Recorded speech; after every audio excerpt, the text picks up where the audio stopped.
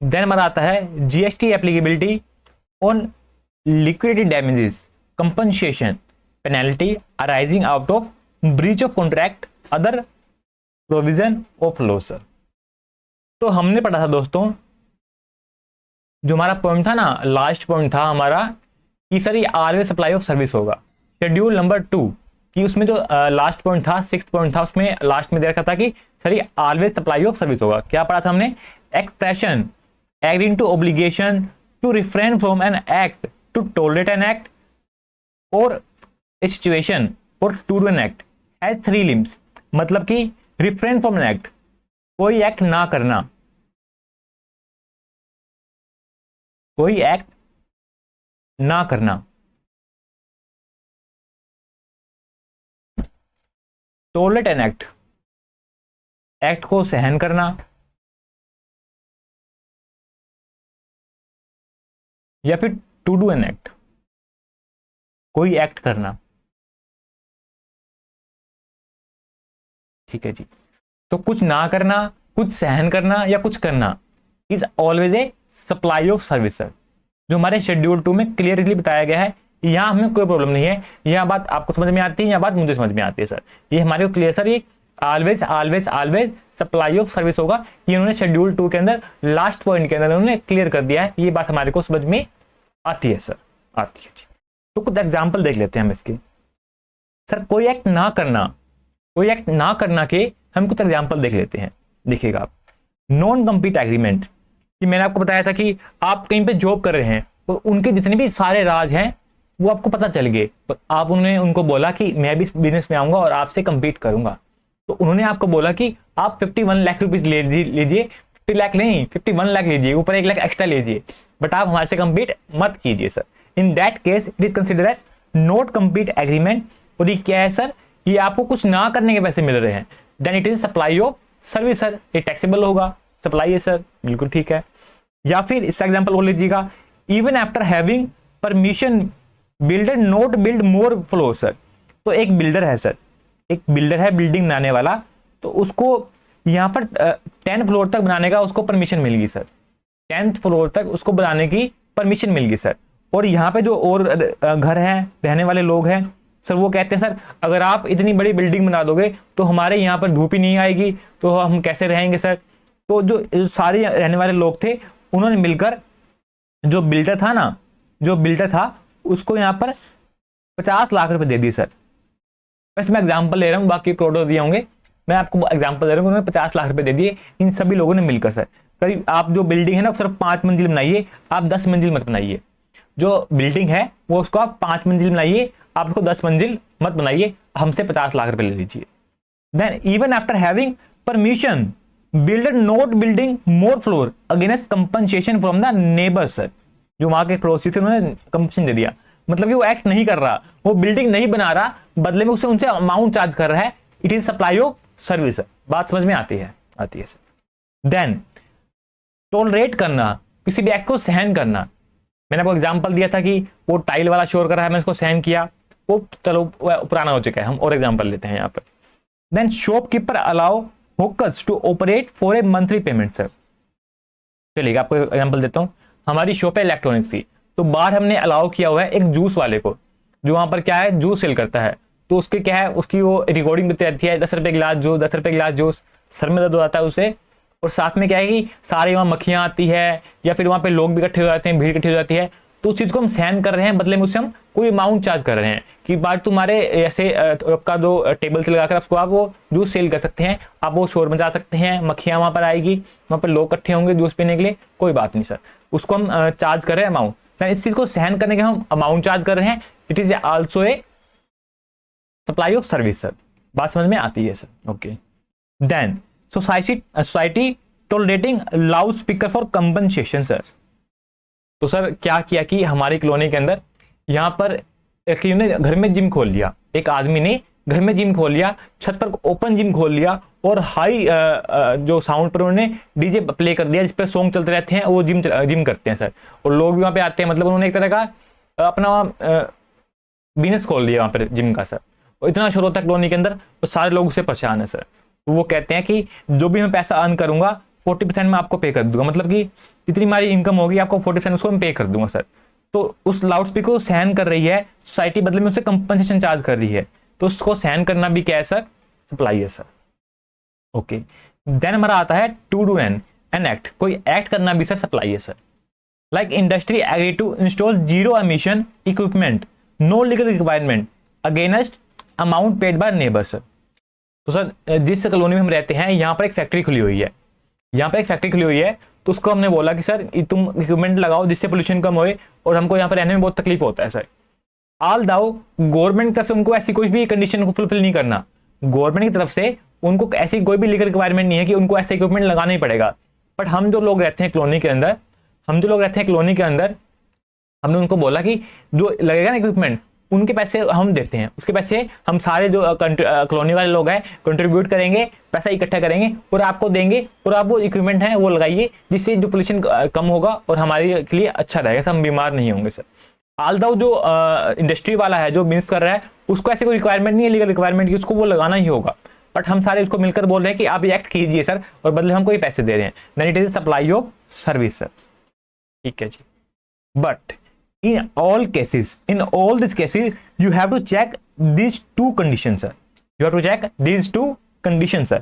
The first one is there should be a contract sir, there should be a contract, it can be expressed contract या फिर implied contract sir।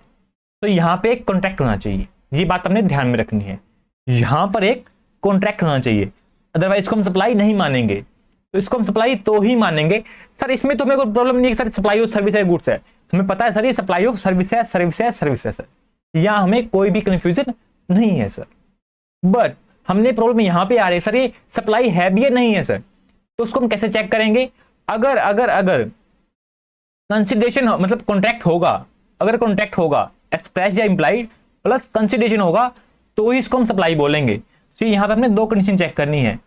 First one is there is contract between us, तो यहाँ पर जो shop वाला है और जो बाहर जूस बेच रहा है उसके बीच में कॉन्ट्रैक्ट हुआ है, बदले में कंसिडरेशन भी पे किया जा रहा है, तो कॉन्ट्रैक्ट होना चाहिए कि हाँ मैं इसको सहन करूंगा तुम मुझे पे करोगे, हाँ मैं सहन करूंगा तुम मुझे पे करोगे, हाँ मैं एक्ट करूंगा तुम मुझे पे करोगे, हाँ मैं एक्ट नहीं करूंगा तुम मुझे पे करोगे, देयर इज ए कॉन्ट्रैक्ट होना चाहिए sir. Second one is there is a consideration sir, वहां पे कंसिडरेशन होना चाहिए, तो इसको हम सप्लाई बोलेंगे और सप्लाई ऑफ सर्विस बोलेंगे, उसमें हमें कोई डाउट नहीं है सर। बट डाउट कहां पे? सप्लाई में sir. For that there is a contract plus there is a consideration sir, and this two condition must be fulfilled to qualify it as supply sir. ठीक है जी, चलते हैं।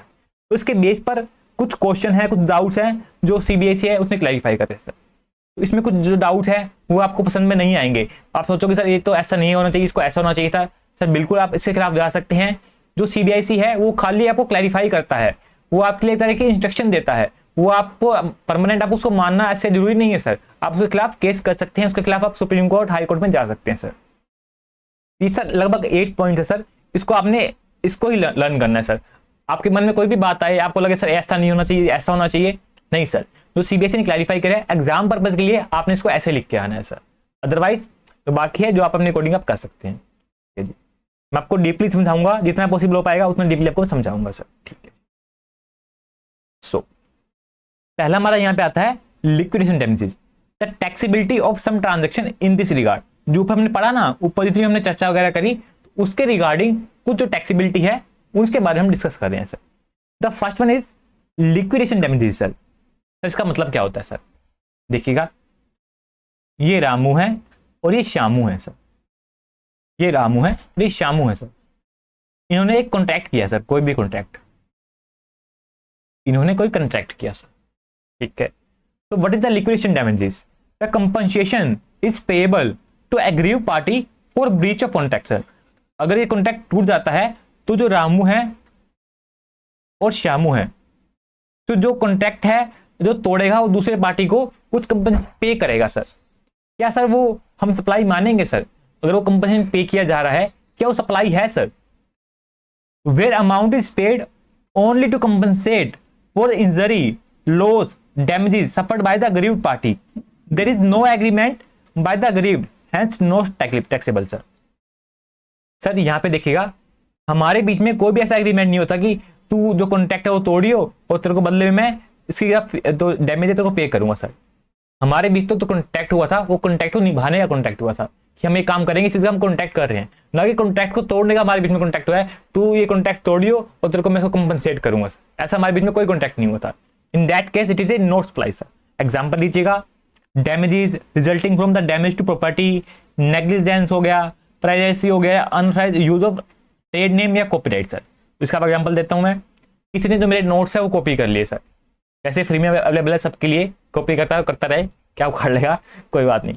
तो किसी ने अगर मेरे नोट्स कॉपी भी कर लिए वाले, तो मैंने क्या किया, मैंने उस पर केस कर दिया सर, और मुझको 2 लाख रुपीज उसने उस पर फाइन चार्ज हो गया, 2 लाख रुपीज। तो हमारे बीच में कॉन्टैक्ट थोड़ा ना होता कि तू मेरे नोट्स कॉपी करियो और तेरे पे मैं केस करूंगा, मुझको बदले में मेरे को 2 लाख देगा, नहीं सर। यहाँ पर तो बाई चांस हो गया सर, तो हमारे बीच में ऐसा कोई भी कॉन्टैक्ट नहीं हुआ था सर। वैसे कोई आप नेग्लिजेंस करते हो, जैसे कि आप रास्ते से जा रहे थे, आपने चलो मेरा एग्जांपल लेता हूँ, आपने सीए बनने के बाद कोई अच्छी सी गाड़ी बाय करी, लाखों रुपए की आपने कोई गाड़ी बाय करी सर, और मैं मेरी साइकिल पर आ रहा था और मैंने आपकी साइकिल में आपकी गाड़ी में ठोक दिया सर, मैंने आपकी गाड़ी में ठोक दिया सर, और आपने बोला सर मुझे तो बहुत ज़्यादा नुकसान हो गया है और मैंने आपको बदले में उसकी जो पेनल्टी है वो पे करी सर। तो हमारे बीच में यहाँ कॉन्टैक्ट थोड़ा ना होता कि आप गाड़ी लेके आओगे, मैं साइकिल लेके आऊंगा, मैं उसमें ठोकूंगा और मैं आपको पेनल्टी पे करूंगा सर, नहीं जी। तो ऐसी जो पेनल्टी पे की जाती है, ऐसे को डैमेज पे किया जाता है, ऐसे उस लॉस अवर्ड को अग्रीड पार्टी को दिया जाता है, it's a not taxable, it is a not supply sir, क्योंकि हमारे बीच में सर कोई भी एग्रीमेंट, कोई भी कॉन्ट्रैक्ट नहीं था सर, ठीक है जी। और जो मैंने आपको अमाउंट पे की उसको हम कंसिडरेशन भी नहीं मानेंगे और हमारे बीच में कोई कॉन्ट्रैक्ट भी नहीं था सर। कब मानेंगे इसको हम, ये कॉन्ट्रैक्ट है, कब मानेंगे इसको हम कंसिडरेशन है sir, if payment represent consideration for another independent contract. अगर हमारे बीच में अलग से कॉन्ट्रैक्ट होता कि आप गाड़ी लेके आओगे, मैं उसमें ठोकूंगा, आप गाड़ी का ठोका हुआ सहन करना, बदले में आपको मैं अमाउंट पे करूंगा सर। जो गाड़ी में ठोकूंगा आपकी, जो आपकी गाड़ी तोड़ूंगा, उसको आप सहन करना, बदले में आपको मैं अमाउंट पे करूंगा। अगर हमारे बीच में इंडिपेंडेंट कॉन्ट्रैक्ट होता तो इसको हम सप्लाई बोलते sir, then it's constituted supply sir and taxable at the principal supply sir, ठीक है जी। इसका एग्जांपल लीजिएगा, सिक्योरिटी डिपॉजिट किया जाता है forfeiture for cancel tour programme sir. आपने टूर प्रोग्राम बुक किया गोवा का, तो उन्होंने आपके लिए जो फ्लाइट बुक करी, आपके लिए वहां पे सारे खाने का अरेंजमेंट हो चुका है, आपका जो गोवा में आपका रूम का, खाने का, फ्लाइट का सारा अरेंजमेंट हो चुका है, और आपने उनको एडवांस 5,000 रुपीज पे कर दिए सर। बाकी जो 20,000 रुपीज थे वो आपने फ्लाइट पे बैठने के बाद पे करने थे, बट आपने 5,000 रुपीज उनको एडवांस में पे कर दिया है। बट आपके फैमिली मेंबर ने आपको मना कर दिया, सर तुम्हें नहीं जाना, तुम्हें नहीं जाना। तो जो फ्लाइट वाले हैं उन्होंने जो आपका जो टूर पैकेज बुक किया था, उन्होंने सारी आपकी अरेंजमेंट कर रखी थी, उन्होंने अपनी तरफ से सारा काम कर दिया था, जो अपनी सर्विस है उन्होंने परफॉर्म कर दी थी, बट आपने कैंसिल कर दी। तो उन्होंने क्या किया, जो आपके 5,000 से उनको उन्होंने जब्त कर लिया, उन्होंने उसको फॉरफीचर कर लिया sir, then it is a supply sir. क्योंकि मोस्टली ऐसा होता है कि 10 में से 4-5 केस में ऐसा ही होता है कि वो उनका टूर कैंसिल हो जाता है और आमतौर पर उस पैसे को जब्त कर लेते हैं सर, आमतौर पर वो पैसे जब्त कर लेते हैं। और यहाँ पर आपके बीच में पहले से एग्रीमेंट था सर, क्योंकि आपको पहले ही बोलते हैं अगर आप कैंसिल कर दोगे, आपसे हम 50,000 रुपए, आपसे 5,000 रुपए आपको जो होंगे वो हम फॉरफीचर कर लेंगे, उसको हम जब्त कर लेंगे सर। और नॉर्मली इसमें होता है बिजनेस के अंदर कि 10 में से 4 केस ऐसे होते हैं कि वो ऐसा करते हैं, वो कैंसिल करते हैं इसमें आमतौर पर, दैट्स वाई वो चार्ज करते हैं इसमें पेनल्टी, क्योंकि उन्होंने सारी जो उनकी सर्विस है उन्होंने परफॉर्म कर दी थी, आपके लिए फ्लाइट अरेंज कर दी थी, वहां पे खाना आपका बुक हो गया था, आपके लिए रूम बुक हो गया था, सब कुछ हो चुका था, उन्होंने जो उनकी सर्विस है वो परफॉर्म कर दी थी सर। बात समझ में आती है? दैट्स वाई उन्होंने पैसे अमाउंट को फॉरफीचर कर लिया, इसको जब्त कर लिया, that is taxable at a principal supply sir. जो टूर का पैकेज सप्लाई थी ना, जो टूर का पैकेज का रेट था, उस रेट से जो पेनल्टी है वो चार्ज की जाएगी सर, ठीक है जी। वैसे ही ईयरली टर्मिनेशन होता है, फीस या penalty in case of lease contract sir.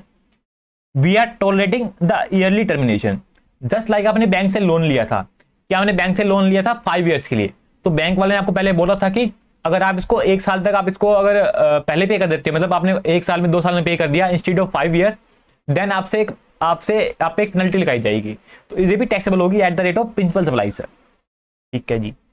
तो वो पहले आपको बोलते हैं कि आपने अगर इसको पहले कर दिया पे तो आप पेनल्टी लगाएंगे, पहले आपके बीच में कॉन्टैक्ट हो चुका है। और आमतौर पर होता भी ऐसा है कि 10 में से 4 केस ऐसा होते हैं कि लोग पहले पे कर देते हैं सर, पहले लोग पे कर देते हैं सर, वहां पर चलता ही है ऐसे बिजनेस में मेन सर। तो पहले उनका क्लियर है, उनकी टर्म एंड कंडीशन का कॉन्ट्रैक्ट ही क्लियर रहता है सर, ठीक है जी। नेक्स्ट आप एग्जांपल देखें इसके अंदर, ये उस एग्जाम्पल उन्होंने दी है, जो 7-8 पॉइंट है इनको हमें लर्न कर लेना है सर। बाकी आप इसमें दिमाग ना लगा पाए, लेकिन जो 7-8 पॉइंट है इन्होंने दी है, जो बात इन्होंने बोली है वही आपने माननी है सर। एग्जाम के लिए आपके मन में कोई भी बात आती रहे सर, क्योंकि इसके खिलाफ हम जा सकते हैं, जरूरी नहीं इसको हमें लाइफ में मानना है सर। बट उन्होंने जो क्लैरिफाई किया है for the purpose of exam, हमने वहाँ पे यही लिख के आना पड़ेगा, क्योंकि सीबीएसई ने ये क्लैरिफाई किया है, ये उन्होंने ये बात बोली है सर, आपने एग्जाम में ये लिख के आनी है sir. So cheque dishonour, fine या पेनल्टी सर। सो मैंने, ये आप है सर, ये मैं हूं सर। मैंने आपको कुछ सेल किया, और बदले में आपने मुझको एक चेक के थ्रू पेमेंट करी सर। आपने मुझको चेक के थ्रू पेमेंट करी, ओके। और वो चेक क्या हो गया सर? वो चेक डिसऑनर हो गया सर, वो चेक डिसऑनर हो गया। तो बदले में आपने मुझको अब इसमें पेनल्टी पे करी सर, बिकॉज वो चेक डिसऑनर हो गया, मुझे नुकसान हुआ सर, मुझे पेमेंट करनी थी आगे, पेमेंट करनी थी, जो अपने आपको सामान सेल करा, तो मेरे आगे पेमेंट रुक गई और सारा मेरा वर्क रुक गया। तो दैट्स वाई आपने मुझको उसके बदले में एक पेनल्टी पे की। क्या हमारे बीच में ये कॉन्टैक्ट हुआ था कि आप मुझे चेक दोगे और वो चेक डिसऑनर होगा, उसको मैं सहन करूंगा, बदले में आप मुझको पेनल्टी पे करोगे? क्या हम ऐसे खेल रहे हैं? नहीं जी, आपने मुझको चेक दिया था ताकि मुझे वो पेमेंट मिल सके सर, ना कि चेक आपने मुझको दिया था कि वो चेक मुझे आप दोगे, वो डिसऑनर होगा, उसको मैं सहन करूंगा कि चेक डिसऑनर हो गया, मुझे नुकसान हो गया, बदले में आप मुझको पेनल्टी पे करोगे सर। ऐसा कॉन्टैक्ट हमारे बीच में नहीं हुआ ना सर। तो कॉमन सेंस की बात है सर कि no taxable and no contact sir. Sorry, हम कहां से ऊपर वाले पॉइंट पे, no taxable no contact. Supplier want to receive the payment, मैं चाहता हूं पेमेंट को रिसीव करना, ना कि आपकी पेनल्टी को कमाना sir. There is no implied or expressed willingness of supplier to earn from the fine sir। तो मेरी ऐसी कोई इच्छा नहीं है कि आपकी जो पेनल्टी आप पे करोगे, चेक डिसऑनर होगा, उसमें कमाऊं सर। मेरा मेन पर्पज हो आपसे जो अमाउंट है उसको रिसीव करना था, वो तो गलती से डिसऑनर हो गया और आपने मुझको अमाउंट उसमें पेनल्टी पे कर दी सर, ताकि जो मैंने उसका नुकसान सहन करा उसके बदले आपने पेमेंट कर दी। हमारे बीच में ऐसा कोई कॉन्टैक्ट नहीं था कि चेक डिसऑनर होगा तो आप मुझे पे करोगे सर। ठीक है जी, ना ही यहाँ पे कंसिडरेशन है, और ना ही मतलब जो आपने अमाउंट मुझे पे करी एज ए पेनल्टी, उसको हम ना ही कंसिडरेशन मानेंगे, और ना ही हमारे बीच में यहाँ पर कॉन्टैक्ट था, एंड ना ही टैक्सेबल होगा सर। क्लियर है सर? ठीक। नेक्स्ट हमारा आता है, थोड़ा मैं क्लियर कर देता हूं। नेक्स्ट हमारा आता है penalty imposed for वोलेशन of law sir. आप कोई भी जो लॉ है उसको आप वोलेट कर देते हैं तो आप पे लगाई जाती है पेनल्टी सर। एग्जाम्पल लीजिएगा, जैसे कि आप रास्ते से जा रहे थे गाड़ी पे, तो आपने क्या कर दिया, आपने ट्रैफिक रूल्स को ब्रेक कर दिया।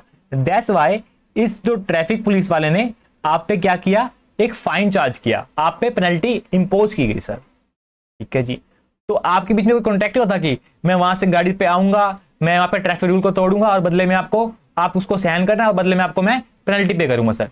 नहीं जी। और वो गवर्नमेंट का पर्पज नहीं है कि आपकी पेनल्टी से कमाए सर। गवर्नमेंट का भी कोई ऐसा पर्पज नहीं है कि सारे लोग वहां पे आकर रूल तोड़े उससे हम कमाएंगे।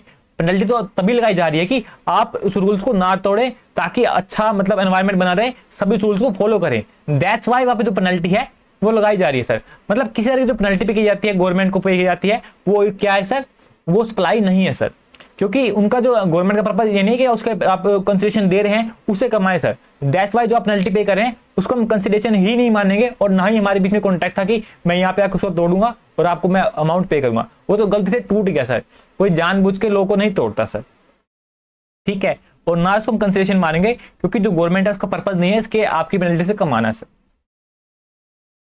सो no taxable no contract like traffic violation या फिर पोल्यूशन नॉर्म होता है, तो ये टैक्सेबल नहीं होगा, इसको सप्लाई हम नहीं मानेंगे सर। देन अभी रिसेंटली अमेंडमेंट आई है सर, रिसेंटली अमेंडमेंट आई है, इंपॉर्टेंट भी है एग्जाम के लिए, इसको आप जो रेट कर देना सर।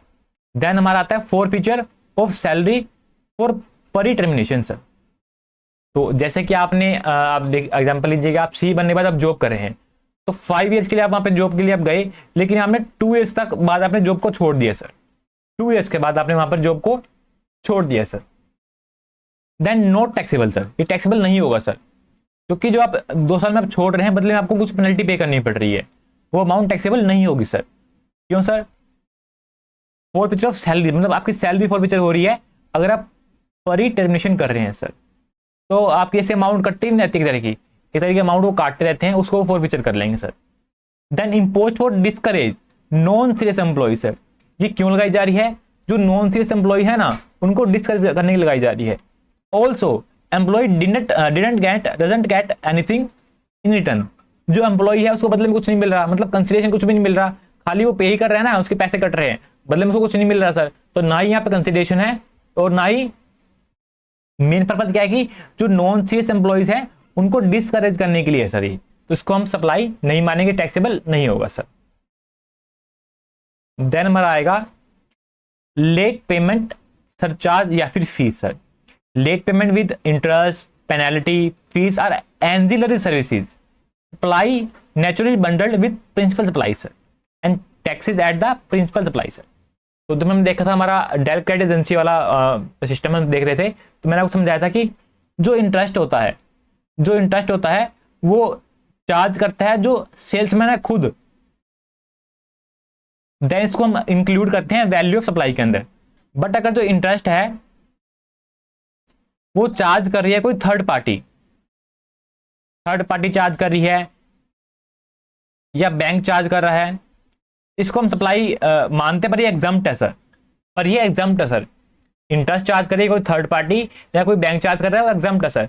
बट जो सेल्समैन खुद प्रोवाइड कर रहा है तो इसको हम मानते हैं एंजिलरी सर्विस सर। लाइक कुछ आपको सेल कर रहा है, साथ में आपको जो क्रेडिट का सिस्टम वो प्रोवाइड कर रहा है, इसको हम बोलते हैं एंजिलरी सर्विसेज। तो ये हो जाती है हमारी कंपोजिट सप्लाई सर, इसको हम बोलते हैं कंपोजिट सप्लाई। इसमें प्रिंसिपल सप्लाई क्या सर, जो आपको गुड्स सेल की गई है, और साथ में इसमें आपको की गई है एंजिलरी सप्लाई जो आपको प्रोवाइड किया गया है क्रेडिट, तो इसको हम टैक्सेबल करते हैं। ये हमारी जो वैल्यू सप्लाई में हमारा इंक्लूड होता है सर, ये बात मैंने आपको समझाई दी सर। तो ये टैक्सेबल होगा, इसको हम सप्लाई मानेंगे सर। वैसे ही अगर आपको इंटरेस्ट चार्ज किया गया है, कोई पेनल्टी लगा दी, आपने लेट पेमेंट करी, कोई फीस चार्ज की गई है एडिशनली आपसे, तो इसमें कवर हो जाती है सर। जो हमारा चैप्टर है वैल्यू सप्लाई वाला, उसको इसमें हम उसको डिटेल में पढ़ेंगे, डोंट वरी सर, ठीक है जी। देन हमारा आता है fixed capacity charges for power sir. तो ये बात आपको पता होगी कि minimum fees payable average 0 unit consumed not taxable as electricity is exempt sir from GST. ये बात आपको पता होगी कि जो आप इलेक्ट्रिसिटी लेते हैं, घर में आपकी जो बिजली कनेक्शन ले रखा है, आपकी शॉप में आपने ले रखा है, तो अगर आप एक भी यूनिट कंज्यूम मत करो, अगर आपने घर में ताला लगा दिया, शॉप में ताला लगा लिया, फिर भी आपको कुछ अमाउंट का आपका बिल आता ही आता है सर। क्या वो सप्लाई है सर? सर सप्लाई नहीं है, और क्योंकि वो एग्जम्प्ट है सर, वो टैक्सेबल नहीं होगी। क्यों? क्योंकि जो हमारा इलेक्ट्रिसिटी है वो हमारे जीएसटी में कवर नहीं होती सर। इलेक्ट्रिसिटी भी इलेक्ट्रिसिटी ड्यूटी रखती है, वो हमारा जीएसटी में कवर नहीं होता sir. Not taxable as electricity is exempt from GST sir, मतलब जीएसटी में कवर ही नहीं होती वो, क्योंकि उस पर इलेक्ट्रिसिटी ड्यूटी लगती है, वो जीएसटी में प्रयोग में आती नहीं। चाहे आपसे 0 अमाउंट कुछ चार्ज करते रहें, चाहे कुछ अमाउंट चार्ज करते रहें, वो जीएसटी में कवर ही नहीं होती। ये बात क्लियर है आपको? ठीक है। देन हमारा आता है cancellation charges sir. So supplier of service like hotel accommodation, tour, travel, transportation etcetera normally provide facility of cancellation taxable at rate of principal supply sir. मैंने आपको एग्जांपल दिया था कि वो टूर वाला, चलिए आपको एग्जांपल और देता हूं। जैसा कि आपने टूर को बुक किया था 11,862 के अंदर आपने टूर को बुक किया था, बट आपने उसको कैंसिल कर दिया। तो कैंसिल करने की उन्होंने फीस लेस करी, एयरलाइन की एमटी होगी, मतलब और भी जो फीस है उन्होंने यहाँ पर लेस करी सारी, और बाकी जो आपको रिफंड मिल गया सर, जो बाकी आपको रिफंड मिल गया, सो ये अमाउंट है, ये टैक्सेबल होगी सर। ये आपके बीच में पहले से कॉन्ट्रैक्ट था सर कि इतनी अमाउंट ये डिडक्ट करेंगे, ये पहले से उनका लिखा होता है। जब आप ऑर्डर करते हो ना, जब आप बुक करते हो टूर को, तो पहले से आप लिखा होता है कि इतनी अमाउंट डिडक्ट करेंगे, और आमतौर पर आउट ऑफ 10 में से 4 केस में ऐसा होता ही होता है सर। आप देखिएगा, आप जाकर सर्च लीजिए गूगल पर, 4 टाइम के केसेस में ऐसा होता ही होता है कि लोग कैंसिल कर देते हैं एंड टाइम पर। ठीक है जी, क्योंकि लोगों का मन है कि कुछ भी कर लेता है, मन बदल जाता है लोगों का, तो दैट्स वाई ऐसा हो जाता है सर। बात क्लियर है आपको? तो जो अमाउंट चार्ज की गई है वो चार्ज होगी at the rate of principal supply sir, कि जो टूर का जो पैकेज का जो रेट थी उससे इसको हम चार्ज करेंगे सर। बात क्लियर है? क्लियर है सर। देन हमारा नेक्स्ट पॉइंट आता है 4 feature of earnest money sir. तो इसका मतलब क्या होता है अर्नेस्ट मनी का? इसका आप एग्जांपल लीजिएगा।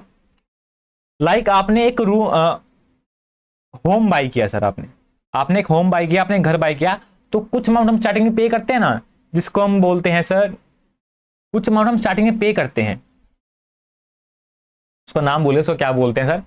कुछ अमाउंट स्टार्टिंग में पे करते हैं, साई बोलते हैं उसको हम, साई।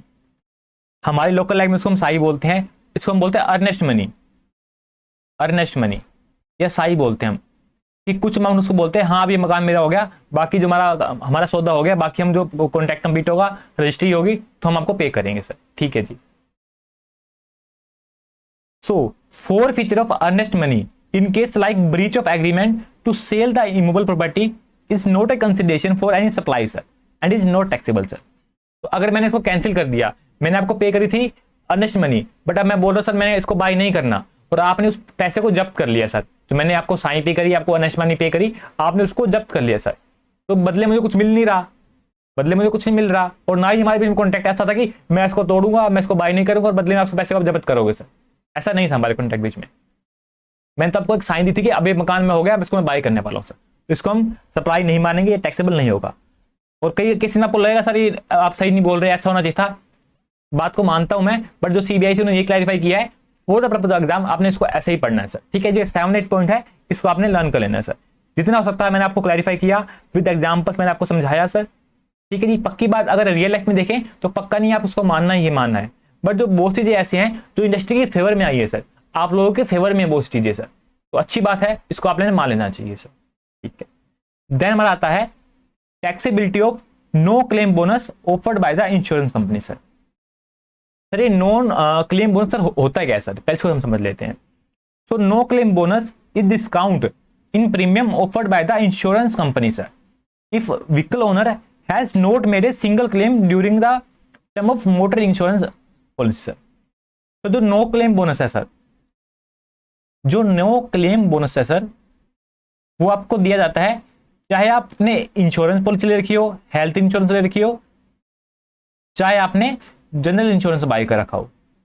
इन बोथ केसेस, चाहे आपने हेल्थ इंश्योरेंस ले रखा हो, चाहे आपने जनरल इंश्योरेंस ले रखा हो, सो नो क्लेम बोनस, इसको देंगे तुम चाहता हूं मैं आपको,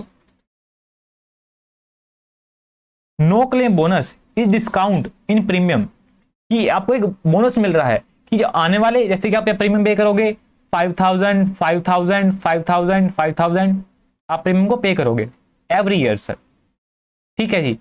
तो नो क्लेम बोनस का मतलब क्या है कि आपके प्रीमियम से हम अमाउंट को डिडक्ट कर देंगे, एक आपको डिस्काउंट दे देंगे इस ईयर के अंदर कि आपको 1,000 लेस कर रहे हैं, आपको सिर्फ 4,000 रुपीज पे करने होंगे सर, बात क्लियर है। So no claim bonus is a discount in premium sir offered by the insurance company sir. It can be for health insurance and it can also for general insurance sir, कोई भी हो सकता है। If हम example ले रहे हैं यहां पर जनरल इंश्योरेंस का, आपके व्हीकल के इंश्योरेंस का sir. So vehicle owner has not made a single claim sir during the term of motor insurance policy sir.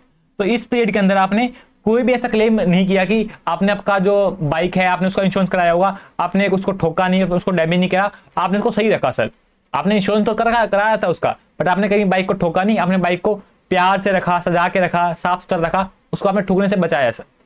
In that case जो आपको मिलता है no claim bonus as a reward, वो जो कंपनी है insurance वाली वो आपको as a reward, as a इनाम दे रही है sir to vehicle owner for prudent use of motor vehicle sir, कि आपने अच्छे से उसको सजा के रखा, अच्छे से आपने उसका सावधानी से आपने उसका यूज रखा, आपने उसको ठोका नहीं कहीं भी, तो आपको एक तरह का बोनस दिया जा रहा है कि आपने यहाँ जो प्रीमियम पे करना होगा वो सिर्फ 4,000 पे करना होगा, 1,000 रुपीज हम यहाँ से आपको लेस कर देंगे, आपको डिस्काउंट दे देंगे, आपको एक बोनस दे देंगे सर।